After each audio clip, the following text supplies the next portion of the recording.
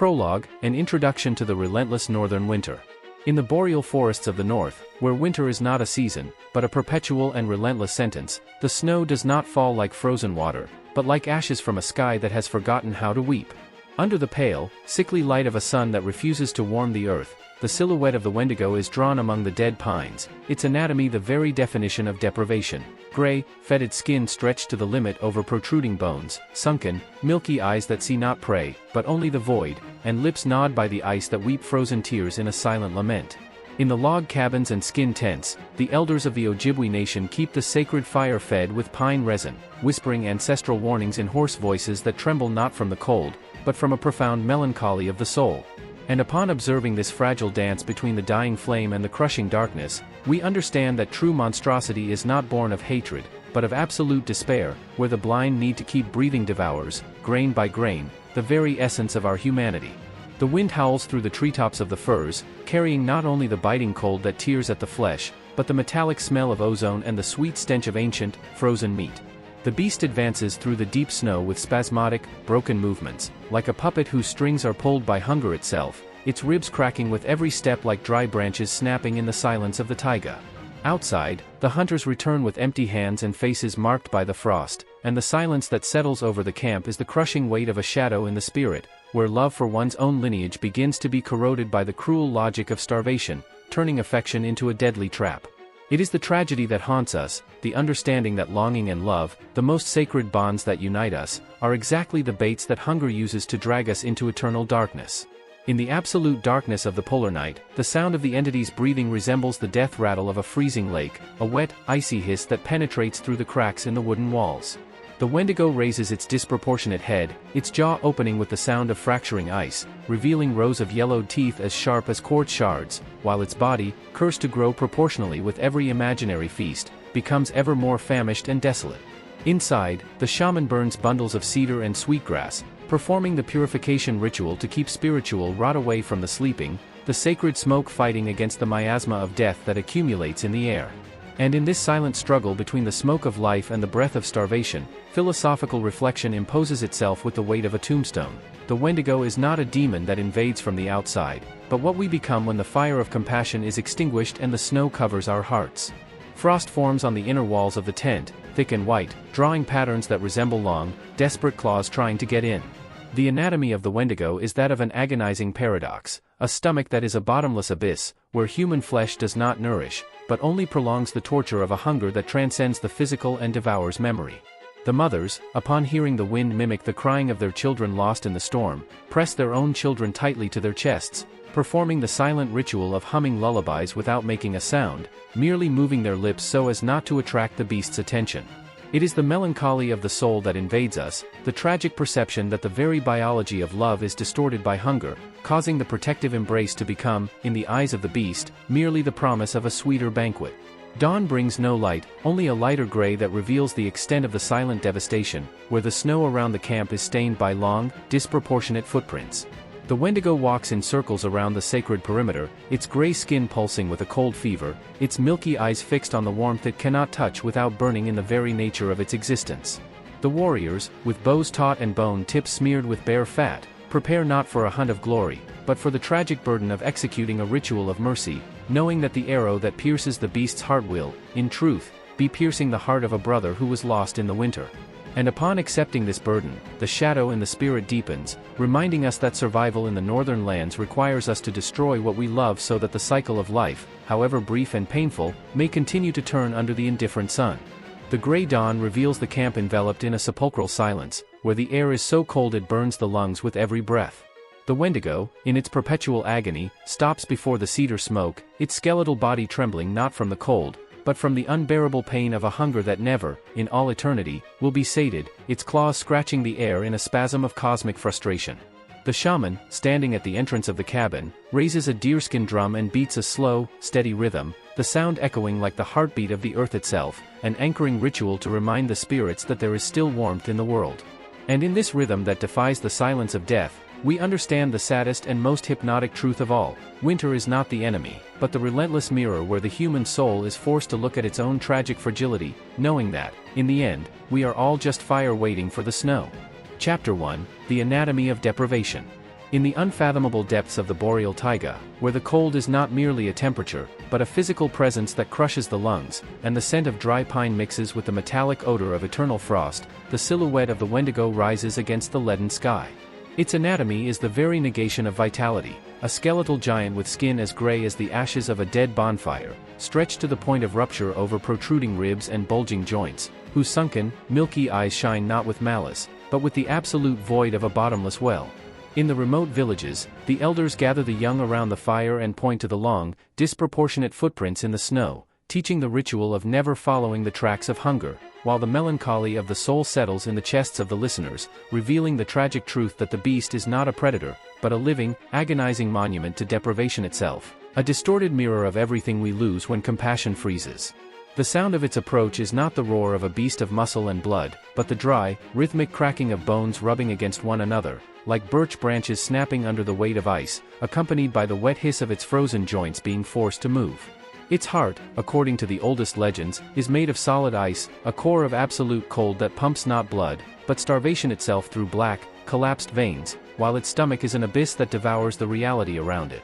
The most experienced hunters, upon feeling the sudden drop in temperature and the unnatural silence of the forest, perform the ritual of rubbing cold ashes into their own skin to mask the heat of life, moving like ghosts through the snow, and in this furtive dance, the shadow in the spirit haunts them with the understanding that the Wendigo's hunger is not born of hatred, but of an ontological gap, a void in the fabric of the world that can never be filled, no matter how many bodies are consumed. Under the pale, sickly light of a winter sun that refuses to warm the earth, the anatomy of deprivation details itself in its cruelty: long, slender fingers, resembling dead roots, end in yellowed, blunt claws that scratch the air in spasms of incessant searching, while the skin of its face is covered in wounds and frost ulcers, weeping a clear fluid that freezes instantly upon touching the chin.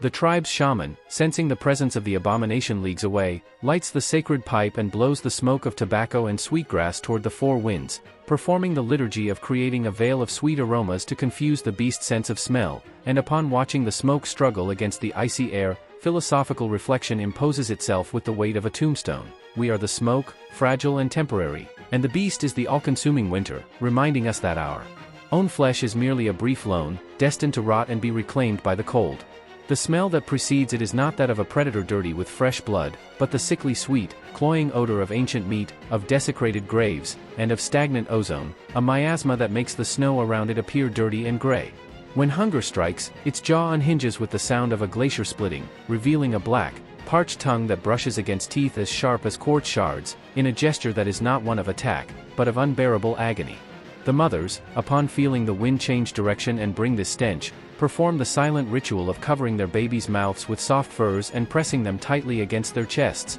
hiding the warmth of their small bodies beneath the floorboards, and in this desperate protection, the melancholy of the soul invades us, for we realize that love, the purest thing we possess, becomes our greatest vulnerability before an entity that feeds not only on flesh, but on the very destruction of the bonds that keep us human. And then, there is the sound of its weeping, a deep, resonant vibration that comes not from its throat, but from the ice itself around it, a continuous, tragic lament that makes the snow tremble and the bones of the living ache in sympathy. Thick, heavy tears of ice fall from its milky eyes and shatter like glass upon touching the frozen ground, in a ritual of perpetual mourning for itself, while its sunken chest rises and falls in breaths that capture not air, but only the sadness of the world. The survivors of the longest nights, sitting in circles around the fire, beat deerskin drums in a slow, steady rhythm, singing the songs of the dead to drown out the beast's crying, and in this liturgy of sound against the silence of starvation, the shadow in the spirit deepens into the abyss, understanding the saddest truth of all: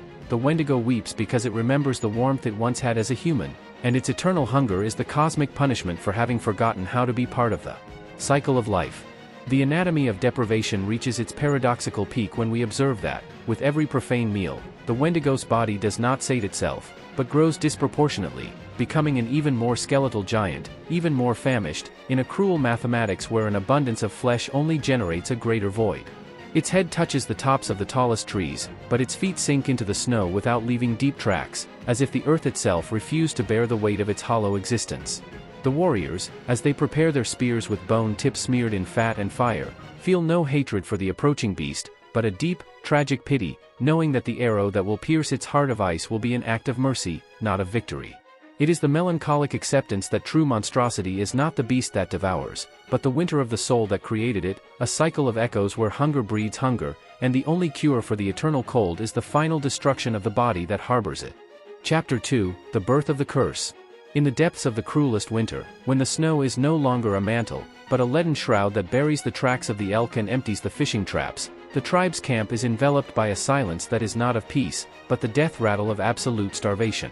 The Wendigo, in its original form, is not born from the outer darkness, but springs from the very flesh of those we love when the sacred fire goes out and the last portion of roots and dried meat is consumed. It is the tragic transformation of the one who, to avoid seeing their lineage perish, consumes the lifeless body of a fallen brother, crossing the profane threshold where survival becomes cannibalism.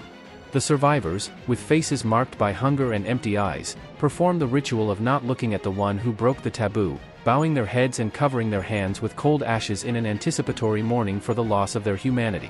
And in this surrender to despair, the melancholy of the soul haunts us with the most painful truth: the curse is not a divine punishment for a moral sin, but the biological and spiritual consequence of breaking the sacred cycle of reciprocity with the earth, turning the love that nourishes into the hunger that devours. The sound of the transformation is not a roar of triumph, but the wet, agonizing cracking of human bones lengthening and breaking to accommodate a hunger that transcends the stomach and devours the very essence of the spirit. The skin of the man who ate the flesh of his blood begins to retract, taking on the gray, fetid color of dead bonfire ashes, while his eyes, once filled with tears of despair, become milky and sunken, reflecting the absolute void of a well where light never penetrates. The tribe's shaman, sensing the rupture in the spiritual fabric of the camp, lights the sacred pipe and blows the smoke of sweetgrass not to purify, but to create a veil of forgetfulness, allowing those who remain to flee into the forest without carrying the weight of the monster's gaze. It is the shadow in the spirit that paralyzes us as we understand that the Wendigo is the distorted mirror of our own fragility,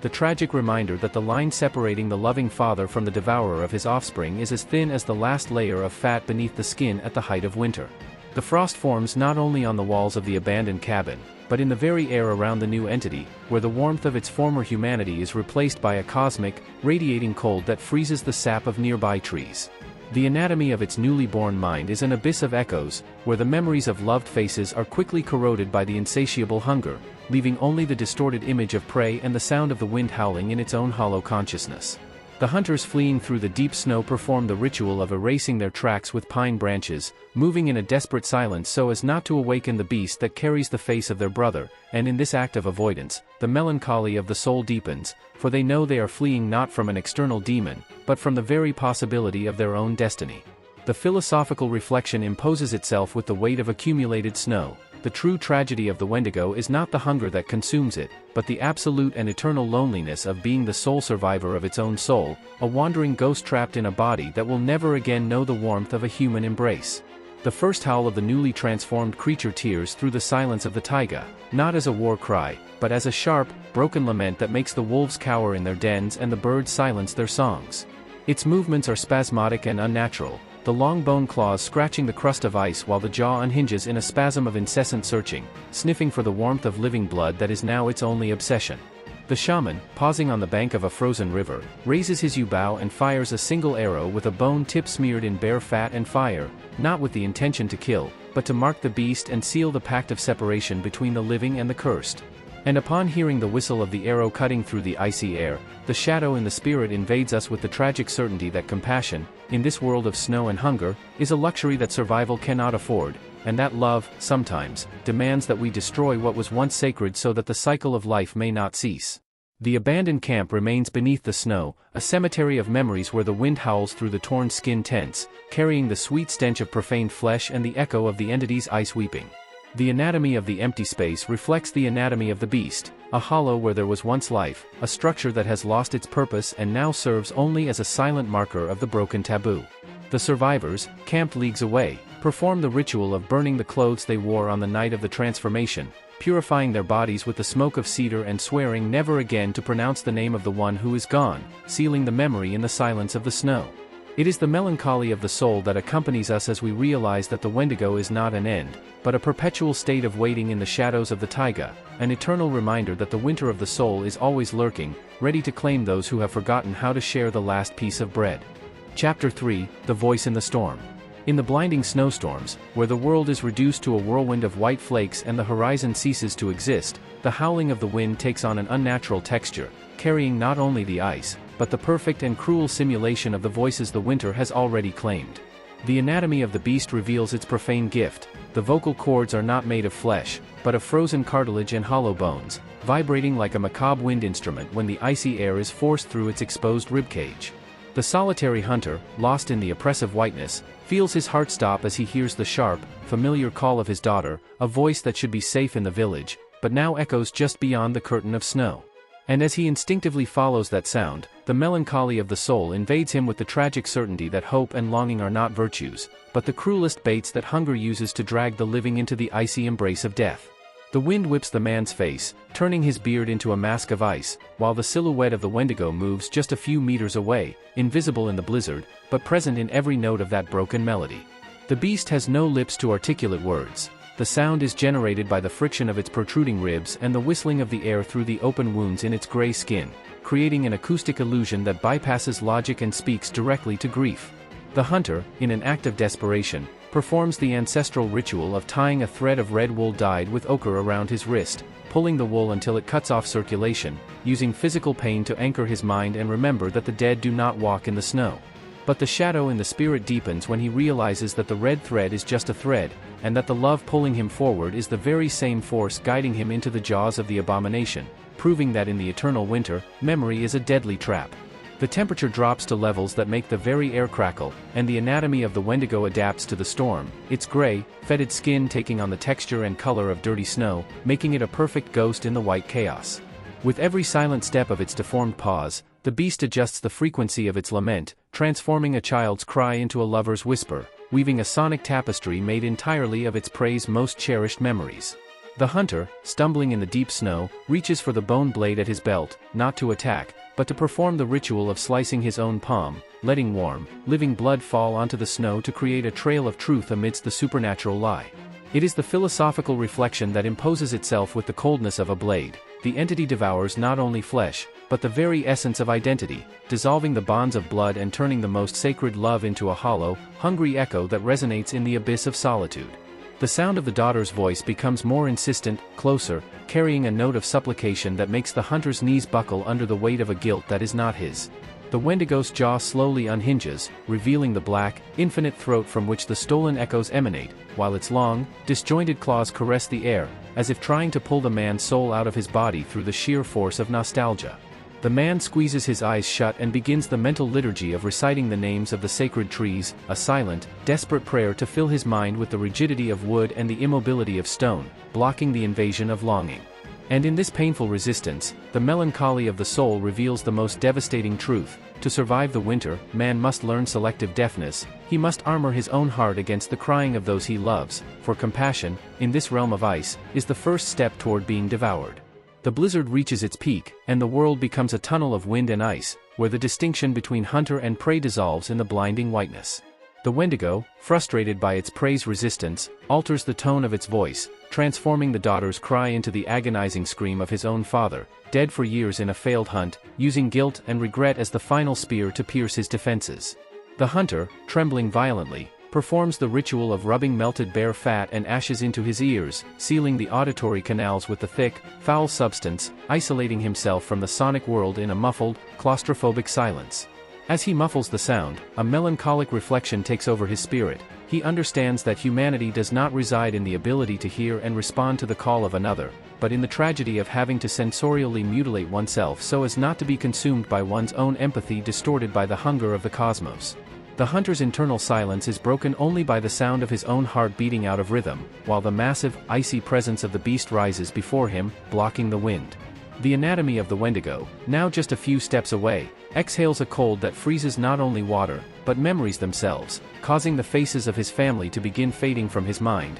replaced by the blind, white hunger emanating from the creature's milky eyes. The man, in a final act of preservation, raises his bone blade and presses it against his own forehead, performing the extreme ritual of marking his skin with sharp pain, using physical suffering to keep the last spark of his identity alight against the beast's icy apathy. And as he feels the warm blood trickle down his face, the shadow in the spirit haunts him with the final certainty. the Wendigo does not need to devour his flesh to kill him, it is enough to make him forget why it is worth living, turning survival into a lonely and eternal exile in the white landscape of his own soul. Chapter 4, The Geography of Loneliness. In the infinite, silent expanses of the boreal taiga, under the spectral, cold glow of the aurora borealis that paints the sky in sickly green and necrotic purple, the geography of solitude manifests not as a place, but as a wandering presence. The Wendigo walks among the snow-covered pines, its immense, skeletal anatomy casting a shadow that does not block the light, but freezes the very ground it passes over. Its deformed paws, resembling the roots of dead trees, sink into the snow without breaking the crust, for the beast possesses no physical weight, only the crushing gravity of its own inner void. With every step, the air around it crystallizes into flakes of black ice, and the sound of its breathing is the muffled howl of a wind trapped inside a cavern for millennia, revealing that the entity does not inhabit the world of the living, but wanders the frozen margins of existence as an exile of its own nature. The trappers, upon finding the trail of petrified, gray vegetation that the beast leaves in its wake, perform the sacred ritual of diverting their steps, skirting the trail of death with a wide, respectful arc, never crossing the invisible line of its isolation. They carry no weapons at such times, but only pouches of sacred tobacco, scattering the dry leaves over the untouched snow to appease the forest spirits offended by the passage of the famished one. And upon observing this choreography of avoidance, the melancholy of the soul haunts us with the tragic understanding that the Wendigo is the absolute personification of solitude, a black hole of warmth and affection that wanders the earth not out of malice, but from the condemnation of being a cosmic pariah, eternally starving for the human warmth that its own nature corrupts and destroys at the slightest touch. The air around the entity becomes so dense and icy that the very light seems to hesitate to penetrate the darkness surrounding it, creating a halo of perpetual twilight even under the midday sun. The anatomy of the Wendigo reacts to this geography of cold with spasms of agony. Its gray, fetid skin cracks and weeps a clear fluid that freezes before touching the ground, while its sunken chest rises in sighs that seek not air, but the tactile memory of an embrace it has itself reduced to ashes. Its milky eyes, fixed on the empty horizon, weep tears of ice that accumulate on its chin like the stalactites of a ruined temple, and the sound of these tears falling on the snow is the only lament the beast allows the world to hear, an icy ticking that marks the time of its eternal and fruitless search. The tracking shamans, upon feeling the abrupt drop in temperature in seemingly empty clearings, perform the liturgy of burning bundles of sage and cedar, observing the direction in which the sacred smoke is repelled by the field of absolute cold emanating from the invisible beast. They map the presence of the Wendigo not by its physical tracks, but by the absence of life around it, tracing the contours of its solitude on deerskin with the charcoal of extinguished fires. It is the shadow in the spirit that deepens upon realizing that the true tragedy of the entity is not the hunger that consumes it, but the geography of its own curse. It is a wanderer desperately seeking fire, but whose very essence is snow, condemned to destroy the only refuge its desperate soul so yearns to find. When the beast approaches the edges of a sleeping camp, drawn by the flickering orange glow escaping through the cracks of the log cabins, its anatomy enters a state of paralyzing conflict. The heat emanating from the chimney strikes its gray skin like a glowing blade, causing the frost on its face to melt and run like the sweat of agony, while the smell of living, warm flesh assaults its senses with a violence that makes it writhe in silent spasms. It crouches in the darkness of the forest, just a few meters from the light, its long, disjointed claws digging into the frozen earth, and its single milky eye fixes on the illuminated window, not with the greed of a predator, but with the desperate, unattainable yearning of a lost child watching, through the glass, the warmth of a home that has been denied to it forever. Inside the cabins, the inhabitants feel the sudden cold penetrating the wooden walls and, without needing to look out the window, know the geography of the solitude crouching outside. They perform the ritual of feeding the fire with the most resinous and dry firewood, raising the flames as high as possible, not as a weapon of defense, but as a beacon of pity for the lost soul wandering in the blizzard. And upon hearing the howl of the wind beating against the walls, sounding like the muffled weeping of an ice giant, the melancholy of the soul invades us with the most devastating truth of all. The Wendigo is not the enemy that wishes to devour us, but the tragic reflection of what we become when we are cast out of the circle of light, an eternal wanderer knocking at the doors of warmth, knowing that, if one day it were invited to enter, its own nature would reduce the home to ashes and ice. Chapter 5, The Burden of Shamans and Hunters. Inside the skin lodge, where the air is thick with the sweet smoke of sweetgrass and the metallic smell of dried blood, the calloused, soot-stained hands of the shaman prepare the burden of execution. The anatomy of the old healer, with his joints swollen by rheumatism and his milky eyes blind to the physical world but sharp for the spiritual, moves with deliberate slowness over the yew bows and boned spears. He performs the sacred ritual of anointing the tips of the weapons with melted bear fat and bonfire ashes, consecrating the wood for the profane task of piercing the ice heart of the abomination. And as he grips the spear, the melancholy of the soul invades him with the weight of a mountain, revealing the tragic contradiction of his craft. The healer, who has spent his life weaving flesh and spirit back to life, must now become the executioner, understanding that the only cure for the hunger that devours the tribe is the physical annihilation of the body that once harbored one of his children. Outside, the storm howls with the force of 1,000 starving wolves, and the thick frost on the tent walls draws the contours of the beast lurking in the darkness. The anatomy of the Wendigo, glimpsed through the cracks as a tower of bones and ashes trembling under the weight of its own void, exhales a cold that makes the fat on the spear tips harden instantly. The hunters, with faces burned by the ice and cracked lips, perform the silent ritual of tying red wool threads around their wrists and rubbing ochre on their foreheads, marking their bodies as alive and whole, a symbolic shield against the contamination of hunger. It is the shadow in the spirit that deepens in each warrior, the unfathomable sadness of knowing that they are not marching to a hunt of glory, but to an anticipated funeral, where love for the community manifests not in embraces, but in the cruel tension of the bowstring being drawn against the flesh of a lost brother. The march through the blinding blizzard is a journey through purgatory, where the world is reduced to a whirlwind of white flakes and the sound of their own footsteps is swallowed by the dense cotton of the air. The anatomy of the beast, now revealed in its immense totality, rises before them with its head touching the tops of the petrified pines, its sunken, hollow chest vibrating with a lament that is not sound, but a frequency that makes the hunter's teeth ache. The warriors form a semicircle in the deep snow and begin the liturgy of funeral chants, hoarse and broken voices competing with the howling wind, invoking the spirits of the ancestors to guide the arrows and forgive the necessary violence. And upon hearing their own chants echoing in the void, philosophical reflection imposes itself with the coldness of a blade. Compassion, in this realm of eternal ice, demands the suspension of one's own humanity, for to weep for the beast is to hesitate, and to hesitate is to allow the hunger of the cosmos to devour the last spark of warmth of the tribe. The shaman steps forward, holding an armful of burning cedar and a handful of sacred tobacco, the heat of the improvised bonfire fighting against the field of absolute cold emanating from the creature. The anatomy of the Wendigo reacts to the light and heat with spasms of agony, its gray skin smoking and its long claws covering its milky eyes, while the heart of ice in its chest cracks under the thermal pressure,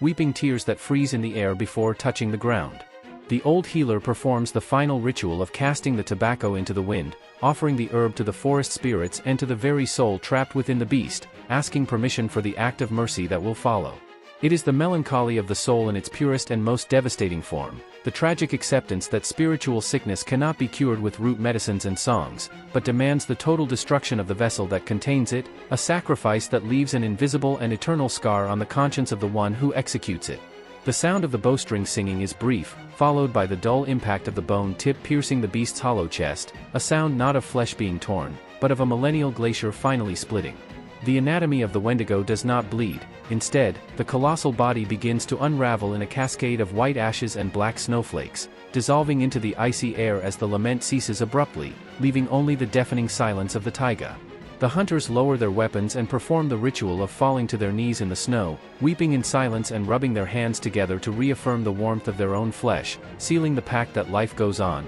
but forever marked by absence. And as they look at the ashes mixing with the storm, the shadow in the spirit haunts them with the coldest truth of all: the Wendigo is dead, but the hunger that created it remains asleep in the depths of every human heart, an eternal winter awaiting only the next dark night and the last piece of bread to awaken. Chapter 6: The Scale of Spiritual Hunger. In the unfathomable depths of the boreal taiga, where the air smells of pine resin and the ancient copper of frozen blood, the silhouette of the Wendigo rises against the leaden sky, its anatomy the very negation of satiety. The stomach of the beast is not an organ of digestion, but a hollow, resonant abyss, whose inner walls are lined with a black frost that never melts, while its protruding ribs expand and crack with every step, simulating the growth of a body that is never filled. In the sacred clearings, the hunters perform the ritual of offering the first bite of elk meat to the crackling fire, casting the fat into the bonfire to feed the forest spirits, and as they watch the smoke rise, the melancholy of the soul invades them with the tragic understanding that the Wendigo is the absolute rupture of this cycle of reciprocity, a profane appetite that takes without ever giving back, condemning the soul to an unfathomable void where the generosity of the earth is turned to ashes. The sound of its chewing echoes through the silent forest, a wet, agonizing cracking of jaws crushing dry bones in search of a marrow that has long since dissipated. The anatomy of its tongue, black and necrotic from the cold, brushes against teeth as sharp as quartz shards, tasting only the flavor of its own insatiable hunger, while the entity's body grows disproportionately, becoming a skeletal giant whose mass is made entirely of deprivation. The shamans, upon feeling the spiritual distortion the beast leaves in its wake, burn bundles of sweetgrass and cedar, creating a veil of sweet aromas to purify the earth corrupted by its greedy passage. It is the shadow in the spirit that haunts us as we realize that true monstrosity does not reside in the devoured flesh, but in the breaking of the sacred pact with nature, where the act of consuming without reverence turns food into poison and the banquet into eternal torture. The wind howls through the beast's ribs, turning its chest into a macabre flute that plays the continuous melody of scarcity and despair. The anatomy of its heart, a solid block of ice that refuses to melt even before the hottest flames, pulses with a slow, painful rhythm, pumping not blood, but the very essence of cosmic loneliness. In the winter tents, the elders gather the children and perform the ritual of teaching them to break the bones of hunted animals with smooth stones, extracting every drop of marrow so that nothing is wasted, honoring the sacrifice of the prey. And upon hearing the echo of the bones being broken, philosophical reflection imposes itself with the weight of accumulated snow. The Wendigo is the spirit of excess and greed, the incarnation of that which consumes the entire world to fill a hole that was opened by ingratitude itself, proving that the hunger of the soul is not measured by what is missing from the plate, but by what is left over in the conscience. The snow around the entity does not melt from the heat of its body, but is vaporized by the friction of its frenetic walking, a spasmodic and aimless movement that marks the frozen earth with grooves of despair. The anatomy of its eyes, milky and blind to the beauty of the world it devours, weep tears of ice that accumulate on its chin like the stalactites of a ruined temple, while its long, disjointed claws scratch the air, trying to grasp the smoke of banquets that have long since passed. The women of the tribe, as they prepare the animal hides, perform the liturgy of scraping every fragment of meat and fat with sharp bone blades, ensuring that the gift of the hunt is utilized in its entirety, and in this act of meticulous devotion, the melancholy of the soul reveals to us the most devastating truth. The beast is the tragic reflection of the man who forgot how to be part of the cycle, a devourer who has become a slave to his own appetite, wandering the taiga in search of a flavor that the earth, in its wisdom, has hidden forever. When the polar night thickens and the stars seem to recoil before the cold emanating from the creature, the anatomy of the Wendigo reaches the peak of its paradoxical existence, a giant that is, at the same time, infinitely large and absolutely hollow. Its black, collapsed veins pulse beneath the gray skin, drawing maps of rivers that dried up millennia ago, while the sound of its breathing resembles the death rattle of a dying lake beneath the ice. The warriors, upon returning from a successful hunt, perform the ritual of singing the song of thanks to the spirit of the elk, mixing their voices with the howling of the wind so that the soul of the prey knows it was received with honor. And upon feeling the vibration of the song in their chests, the shadow in the spirit deepens into the abyss, understanding that the Wendigo is not just a monster of the forest, but the very scale of spiritual hunger, an eternal warning that when we break reciprocity with the earth, it is not the world that starves, but our own soul, condemned to wander eternally in the white and relentless landscape of its own insatiability. Chapter 7, The Confrontation in the Blood Igloo. In the bowels of the taiga, where the wind cuts like obsidian blades and the air smells of copper and stagnant ozone, the igloo of blood and ice rises like a translucent mausoleum under the spectral light of the moon. Inside, the anatomy of the Wendigo, who was once the hunter's older brother, occupies the sacred space. Its gray, fetid skin has fused with the stained snow walls, while its cracked ribs vibrate with a cold that does not belong to this world. The scale of the destruction transcends flesh. The very heat of the earth seems to be sucked into the center of that cursed shelter, freezing the sap in the roots leagues away and extinguishing the shine of the stars in the firmament, as if the entire universe were collapsing under the weight of that fratricidal hunger. And as he crosses the threshold of that ice sanctuary, the melancholy of the soul invades him with the tragic certainty that blood love is the heaviest chain, for it is the very recognition of lineage that transforms the embrace into an act of annihilation. The silence inside the igloo is broken only by the slow dripping of blood thawing on the walls, a macabre rhythm that marks the tempo of agony. The beast raises its disproportionate head, its milky eyes fixed on the living warmth of its brother, and its jaw unhinges with the sound of a millennial glacier splitting, revealing the black throat from which emanates a cosmic cold that crystallizes the air into flakes of darkness. The destruction on a cosmic scale manifests when time itself seems to freeze in that instant. The childhood memories shared around the fire are erased by absolute entropy, transforming the story of two brothers into a stellar void where compassion no longer possesses gravity. It is the shadow in the spirit that paralyzes us, the devastating understanding that the survival of the tribe demands that the hunter become the executioner of his own history, erasing the past to ensure that the future does not freeze. The hunter raises the bone spear, its tip anointed with fat and ashes trembling in his calloused hand, while the smell of ozone and ancient meat suffocates his lungs. The Wendigo does not attack. Instead, its skeletal anatomy opens its long, disjointed arms in a gesture that perfectly mimics the embrace of a brother not seen for years, a spasm of human memory trapped in profaned flesh. The scale of the destruction reaches its peak when the heart of ice in the beast's chest emits a pulse that resonates not in the igloo, but in the very foundations of the world, cracking the eternal ground and sending waves of absolute cold that extinguish life leagues away, a cosmic sacrifice of heat to feed the void. And as he pushes the spear into the open chest awaiting it, the melancholy of the soul consumes him, for he realizes he is not killing a monster, but executing his own capacity to love, sealing his spirit in the eternal winter of guilt. The impact of the bone tip against the heart of ice produces no blood, but a sharp, deafening sound of shattering glass, followed by a sigh that carries the weight of 1,000 winters. The anatomy of the Wendigo begins to unravel, not into flesh, but into a cascade of white ashes and black snowflakes that dissolve into the air, while the beast's face, for a fraction of a second, recovers the human form of its brother, the milky eyes clearing in a final flash of recognition. The cosmic destruction is completed when the beast's soul is torn from the fabric of reality, ripping the firmament through which the howling wind enters, erasing the constellations and leaving only the primordial darkness of a universe that has forgotten how to generate light. It is the philosophical reflection that imposes itself with the coldness of a blade. The true tragedy is not the death of the body, but the certainty that, by destroying the flesh of his own blood, the hunter ensured the survival of the tribe, but condemned his own soul to wander as a ghost among the living. The igloo of blood slowly collapses, the snow walls melting and mixing with the frozen ground, while the hunter remains kneeling in the center of the ruins, holding the empty spear. The anatomy of the empty space reflects the anatomy of his own soul, a hollow where the warmth of brotherhood once dwelt, now filled only by the howling wind and the metallic smell of loss. The scale of the destruction expands to the entire forest, where the trees seem to bow in mourning and the snow falls heavier, as if the cosmos itself were weeping for the rupture of the sacred cycle of lineage, covering the sins of the world under a relentless mantle of white. And as he rises to walk back to the tribe, the shadow in the spirit accompanies him like a second skin, reminding him with every step that the Wendigo was defeated, but the winter of the soul has just begun, and the cold he carries within him will never be warmed by any bonfire.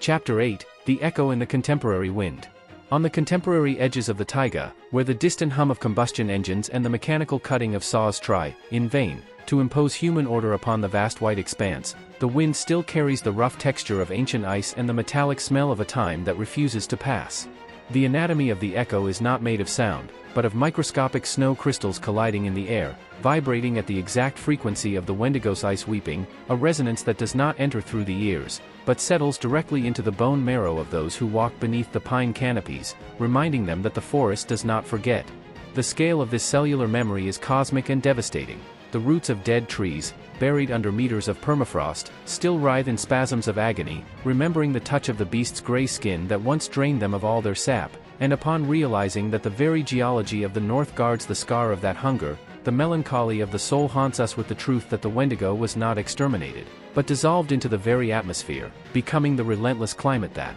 shapes the erosion of the mountains. Inside insulated cabins or heated vehicles, contemporary man believes himself protected from the elements, but the anatomy of the ancient cold finds the invisible cracks in existence itself. The glass of the windows freezes in fractal patterns that resemble the long, disjointed claws of the entity, while the sound of the wind beating against the metal chimney perfectly mimics the cracking of the monster's hollow bones, a symphony of deprivation that defies modern engineering. The scale of this silent invasion transcends walls of wood and steel, reaching the very structure of time, where the past is not a distant line, but an abyss opening beneath the feet of every generation that forgets its reverence for the earth, and it is the shadow in the spirit that deepens as we understand that technology is merely a temporary bonfire, and that the Wendigo waits patiently in the shadows of the taiga for the moment when the fuel runs out, proving that the entropy of the universe always defeats the illusion of human warmth. When the storm reaches its peak and the lights of the villages flicker and die under the weight of accumulated snow, the darkness that settles is not the absence of light, but the physical presence of the ancestral hunger that has always inhabited the north. The anatomy of the boreal night takes on the texture of the beast's gray, fetid skin, wrapping the houses in an icy embrace that makes the wood crack and the metal shrink, while the howling of the wind in the dead trees transforms into the tragic chorus of those who lost themselves in their own greed, a lament that comes not from the outside, but from the very void within every human chest. The scale of this final destruction is that of the cosmos itself, where each star that extinguishes in the firmament is a reflection of the fire dying in the hearth, and the silence that follows is the sound of the universe digesting the last spark of heat, and upon hearing the ice weeping echoing in the roof beams, the melancholy of the soul reveals the coldest and most definitive truth. The Wendigo was never a monster to be hunted, but the very inevitable destiny of all things, the eternal winter that waits at the end of time to claim the flesh of the world. Dawn brings no sun, only a lighter gray that reveals the extent of the untouched taiga, where the beast's footprints have been erased by the fresh snow, but the smell of ozone and the absolute cold remain as an indelible signature. The anatomy of the landscape, with its petrified pines and lakes like mirrors of black glass, reflects the anatomy of the entity, beautiful in its cruelty, perfect in its sterility, a monument to deprivation that stretches to the horizon. And upon observing this white desert, philosophical reflection imposes itself with the weight of an ice tombstone. We are the brief and fragile anomaly of heat, a thermal accident in a universe made of snow and hunger, and the Wendigo is the absolute certainty that, in the end, the fire always goes out, leaving only the wind howling through the bones of the earth, singing the eternal song of starvation. Epilogue: the cycle closes in the blizzard. In the unfathomable depths of the boreal taiga, where the snow does not melt even under the solstice sun and the air smells of fossilized resin and stagnant ozone, the silhouette of the Wendigo remains motionless, fused with the perpetual darkness. Its anatomy, reduced to the essence of deprivation, displays white bone ribs that no longer move in spasms of hunger, but bear the crushing weight of the void itself, while its heart of ice pulses at a rhythm so slow it matches the glacial rotation of the earth. In the skin tents and log cabins, the shamans perform the final ritual of feeding the last ember with the purest fat, keeping the flame alive not to ward off the beast, but to remind themselves that warmth is a temporary concession. And upon observing the fragile struggle between the dying ember and the darkness outside, the melancholy of the soul haunts us with the inescapable truth: winter is not a fleeting season, but the natural and eternal state of the soul when the fire of compassion is extinguished. The wind howls through the canopies of petrified pines, carrying snowflakes that fall like the ashes of a cosmos that has already consumed itself, and with every icy gust, the Wendigo's breath expands, transforming the storm into a mantle of absolute apathy. The anatomy of the beast reacts to the cosmic cold not with tremors, but with a marble rigidity, its long, disjointed claws resting on the untouched snow, while its tears of ice, now as thick as stalagmites, mark the ground like the tombstones of a nameless cemetery. The hunters, feeling the temperature plummet to levels that crack stone, perform the liturgy of sealing the cracks in the doors with a mixture of bare fat and cold ashes, isolating the home from the approaching icy embrace. It is the shadow in the spirit that deepens in this act of sealing, the tragic understanding that we are not locking the monster outside, but trying, in vain, to preserve the illusion that human warmth can resist the universal entropy that the beast personifies. Under the spectral, sickly light of the aurora borealis, which paints the sky in necrotic green and deep purple, the polar darkness thickens, and the stars seem to recede, blinded by the milky, empty glow of the entity's eyes. The anatomy of the Wendigo, now a pillar of ice and bone against the firmament, raises its disproportionate head, and the sound of its frozen joints cracking echoes not as a physical sound, but as the grinding of tectonic plates beneath the permafrost, a reminder that the very crust of the earth is sick with cold. Inside the shelters, the elders begin the funeral chant of the dead, hoarse and broken voices competing with the howl of the storm, weaving a web of memories to protect the sleeping from the lurking void. And upon hearing the echo of their own chants being swallowed by the white immensity, philosophical reflection imposes itself with the weight of an avalanche. We are merely the brief and fragile interval between two glaciations, and the beast is the infinite patience of the ice, waiting for our thermal arrogance to finally dissipate. The smell of dead pine and ancient copper saturates the air, and the anatomy of the beast begins to dissolve into the shadows, not by melting, but through a slow transmutation where the gray flesh becomes the very ground mist that crawls across the soil. Its long, disjointed arms reach out toward the cabins, not in an attack, but in a gesture of tragic welcome, offering the relief of total starvation, the end of the struggle against the cold. The elders, feeling the presence of the entity permeating the wooden walls, perform the ritual of casting the last handful of sacred tobacco onto the embers, the sweet smoke rising to appease the hungry spirit and give thanks for the truce of one more night. It is the melancholy of the soul in its purest and most devastating form, the silent acceptance that the Wendigo is not the evil to be destroyed, but the final destiny of all things, the icy embrace that awaits us when the last firewood is consumed and human history reaches its end. The sepulchral silence that settles when the wind ceases is more terrifying than the storm, for it is the sound of the very breath of the cosmos being held, and the frost covers every surface with a thick, white layer, erasing the distinctions between earth, tree, and bone. The anatomy of the Wendigo, now invisible but omnipresent, makes itself felt in the stiffness of the limbs and the slowness of thoughts, its hidden jaw opening to swallow not flesh, but the very will to continue. The living, crouched in the darkness of their homes, perform the final ritual of closing their eyes and joining their hands, not in prayer to distant gods, but in communion with the cold that penetrates their very bones, recognizing the beast as a mirror of their own finitude. And in this absolute surrender, the shadow in the spirit reveals to us the coldest truth of all: the hunger of the beast is our own hunger for eternity, and the snow that covers us is merely the mantle of peace the universe offers us when we finally give up burning. And so, the cycle closes in the eternal snowstorms of the north, where the infinite taiga guards the secrets of those who lost themselves in their own greed, and the silhouette of the Wendigo rises once more as the silent guardian of deprivation. Its anatomy of ash and ice remains fused to the landscape, a monument to the tragedy of survival without compassion, while the wind howls in the pine canopies the eternal song of starvation. The shamans, as they look toward the white horizon, know that the beast will never be killed, for it is the very winter of the soul, the natural state of the spirit when the fire of fraternal love is extinguished. All that remains for us is to listen to the wind, feel the cold bite the skin, and accept, with a sad and profound reverence, that we are merely temporary bonfires in the darkness, patiently waiting for the snow to cover us and return us to the ice from which we should never have emerged. If the echo of this ancient wind has warmed your soul and the shadow of this story has found shelter in your memory, do not let the snow erase it. Share this fragment of truth with those who also walk at the edge of the taiga, and inscribe your name in the book of those who dare to look at winter without looking away. Until the cycle turns once more, and the embers glow again.